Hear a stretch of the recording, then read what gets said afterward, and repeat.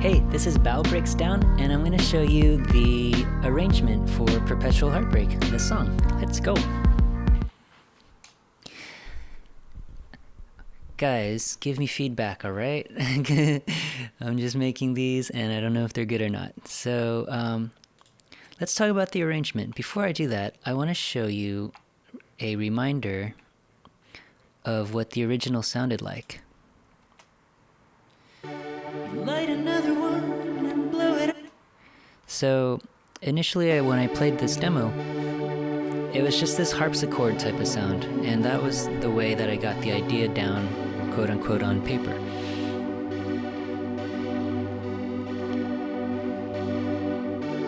Light another one. And eventually we got to, writing all the lyrics and then all the various parts roughly. So speaking of parts, the beginning of this song is made up of this mellotron.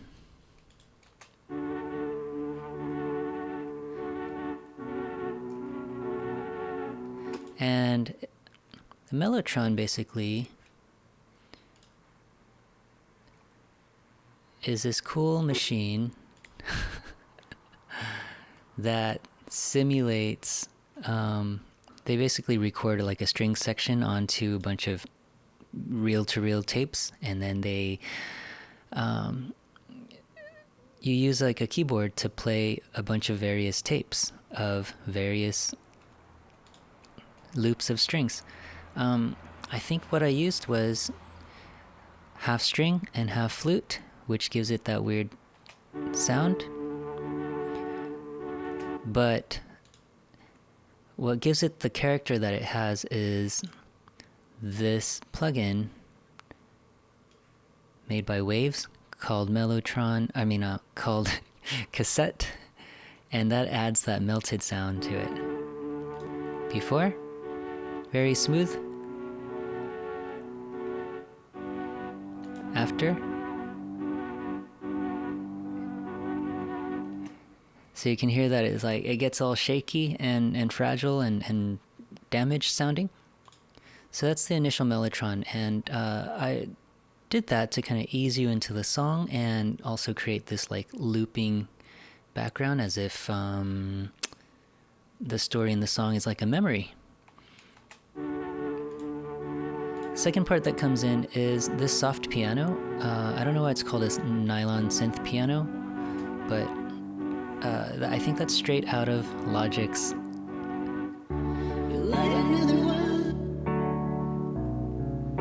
I just really like how non-abrasive it is. It's like not trying to overpower the voice. Nobody taught you how to love again. And so when you're doing a song, you always want to keep building and adding so that the listener picks up new stuff, which is why I add the harp. And the harp is also a standard Apple instrument. I wish I had access to a harp player, but but a fake harp will do for now.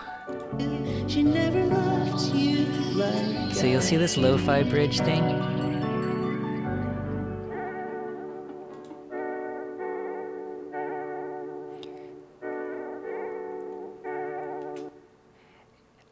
That is the same nylon synth piano that we heard up here. This one.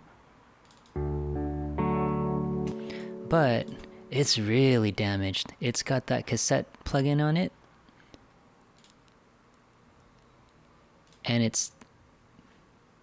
the cassette plug-in is set to very low stability, which means the tape is super shaky.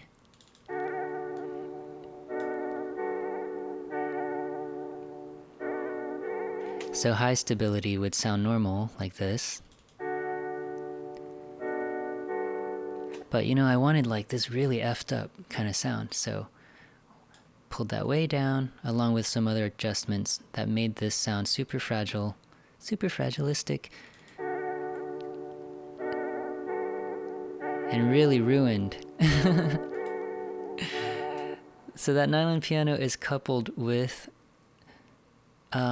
just a really basic synth that it's like an arpeggio. Arpeggio is like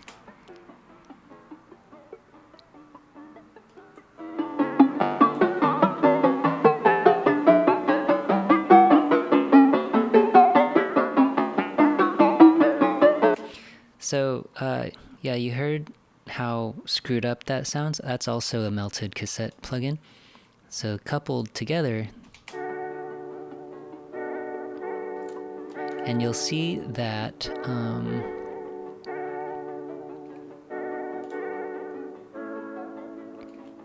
that I fade that up a little bit later on and then fade it out. And I'll explore that in a different video, but basically, you know, I want some things to be prominent here and less there. The bulk of this end part, oh, you know what? I skipped the whole vocal thing. Vocals are super important, and I was debating whether or not I wanted to do a whole video on the vocals, but I decided not to because they're so short.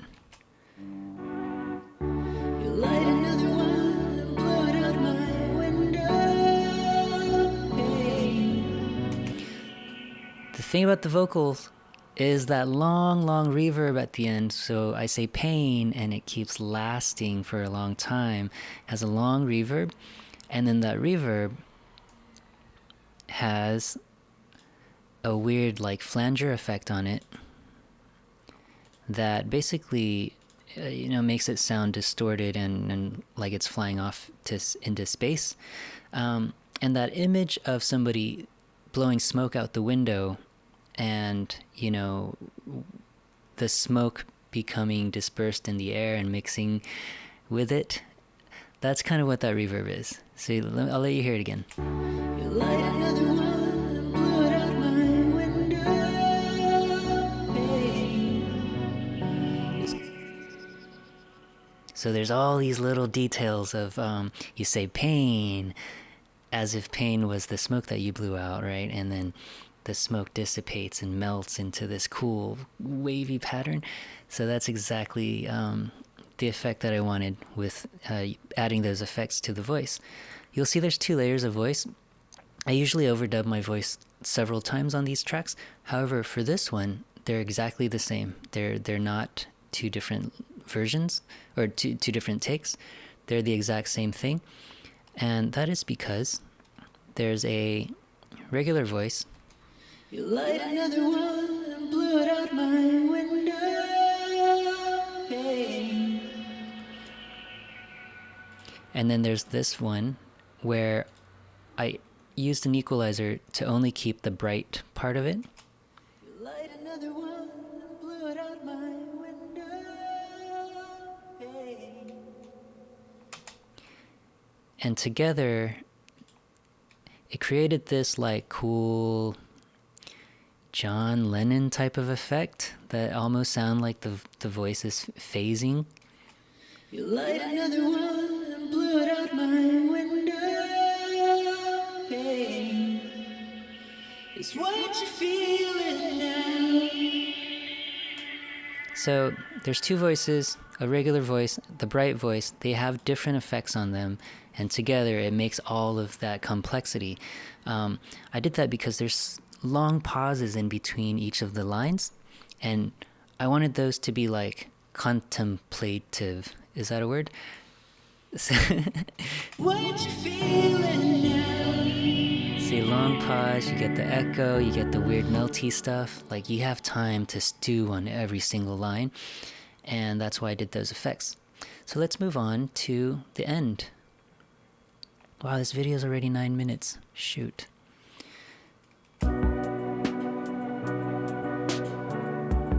The end is driven by that piano and this mellotron. The reason I did 2 separate mellotrons is one is thinned out so that the piano takes precedent. The other one is very full.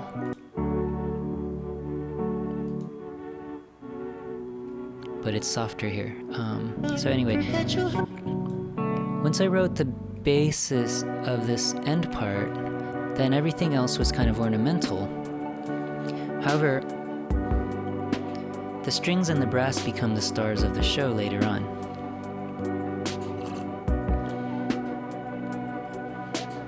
Basically, everything has that melted effect on it.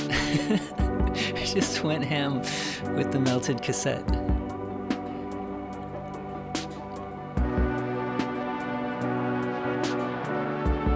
So I just love the real horns because you can hear the breathing.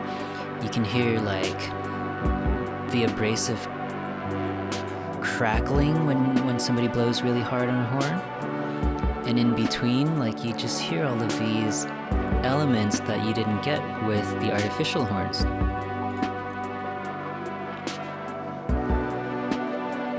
So there was a light strings part in the beginning, but once you get to this part, way more strings come in. Also, I wish I had a real string section, but you gotta deal with what you have, right? If I had to do this song over again, I would add way more expression to each of the strings.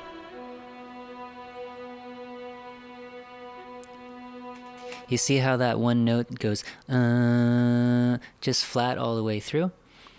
That would never happen in a real orchestra because, you know, a good strings player would ease into the note, press it heavy at some points, and then make it lighter at other points. But I kind of regret that I didn't do it, but you don't really notice because there's a lot of other stuff happening. But, you know. And if you watch the other videos that I have about the meaning of this song, I say that when this kick drum comes in, that's the ugly cry for me.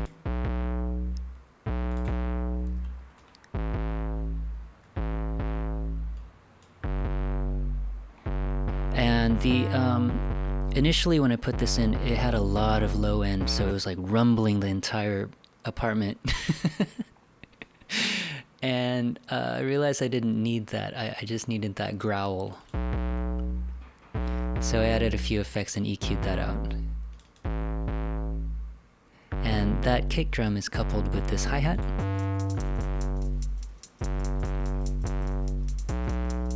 So together they add a little more bounce to the song,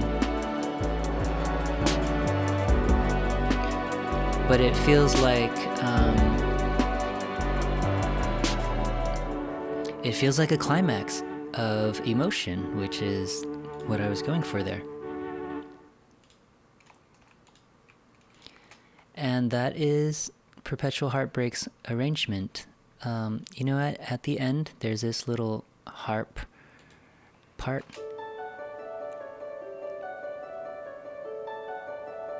Which you don't really hear. I didn't want people to like actually hear it as a main instrument, but it adds that staccato. It adds a little more rhythmic effect to the rest of the song. As if there was a little tension to be built up.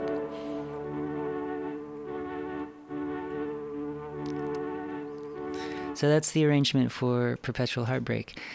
I'd really appreciate some feedback if you guys could leave a comment.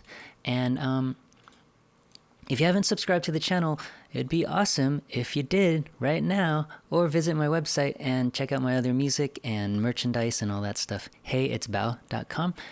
Thank you, and I'm sorry this went 14 minutes. I was trying to keep them under 10, but, you know, things happen. Thanks, y'all.